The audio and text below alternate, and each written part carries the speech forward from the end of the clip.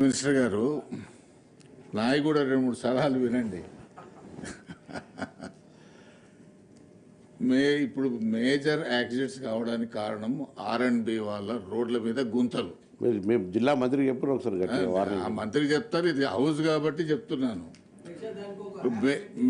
మేజర్గా రోడ్డు మీద ఉన్నటువంటి గుంతలు, ఎందుకంటే గుంత దగ్గర రాగానే వాడు సడన్ బ్రేక్ వేస్తాడు, వెనుకోడు వచ్చి కొడతారు. తర్వాత చాలా వెహికల్స్ ఇల్లీగల్గా నడి రోడ్డు మీద ఆపేస్తున్నారు. దాంట్లో మీ ఆర్టీసీ బస్సులు ఉన్నాయి, లారీలు ఉన్నాయి. ఆగి ఉన్న లారీకే గుద్దుకొని చచ్చిపోయిన వాళ్ళే ఎక్కువ, ఆగి ఉన్న బస్సులను గుద్దుకొని చనిపోయిన వాళ్ళ సంఖ్య ఎక్కువ. మీరు సెన్సెస్ తీయండి. అదేవిధంగా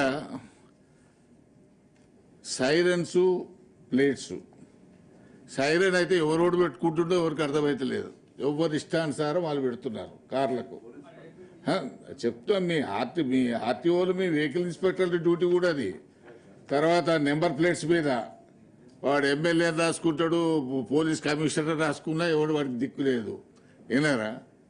అందుకనే మీ డిపార్ట్మెంట్ చేయాల్సిన దాంట్లో కూడా మీరు ఎప్పుడు రోడ్ల మీద ఇన్స్పెక్షన్ చేస్తుంటారు కదా మీ వెహికల్ ఇన్స్పెక్టర్స్, అవి ఎందుకు పట్టించుకోవట్లేదు? దాన్ని కూడా పట్టించుకోమని మీరు దయచేసి పోలీస్, R&B అండ్ ట్రాన్స్పోర్ట్ మీ ముగ్గురు కోఆర్డినేషన్తో కనుక మీరు నడిపితే ఈ యాక్సిడెంట్లు తక్కువైతాయి, ఇల్లీగల్గా ఇవి తక్కువైతాయి. తర్వాత మల్కాపూర్ ఫిట్నెస్ సెంటర్ నేను కలిసి విజిట్ చేసినాం.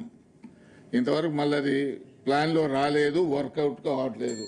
కేంద్ర ప్రభుత్వం 6-7 కోట్లు ఇచ్చి అప్పుడు తయారు చేసినటువంటిది యాస్టేజ్గా అన్యూజ్డ్గా ఉంది. నేను ఈ విషయం 2-3 సార్లు మా మిత్రుడు ట్రాన్స్పోర్ట్ మినిస్టర్ గారికి చెప్తే ఒకనాడు నల్గొండ ప్రోగ్రాం చూసుకుని చక్కగా అడిపోయి చూసినాం. ఇంకొక 8 కోట్లు పెడితే కానీ అది అప్డేట్ కాదనేటువంటి విషయం. ఎందుకంటే మీది ఎర్నింగ్ డిపార్ట్మెంటు, మీకు 8,000 కోట్లు వస్తున్నాయి, దాంట్లోకి ఒక 7 కోట్లు పెద్ద సమస్య కాదు. కాబట్టి మీరు సీరియస్గా తీసుకుంటే ఆ ఫిట్నెస్ సెంటర్ను మనం తీసుకురావడానికి, దాన్ని ఫంక్షనింగ్లో తీసుకురావడానికి బాగుంటుంది. తర్వాత స్లోగన్స్, వేగం కన్నా ప్రాణం మిన్న అనే స్లోగన్ కొన్నిటి దగ్గర పోర్లు పెడతారు. అది చూస్తే ఆటోమేటిక్గా సైకలాజికల్గా మనిషి స్పీడ్ తగ్గుతుంది.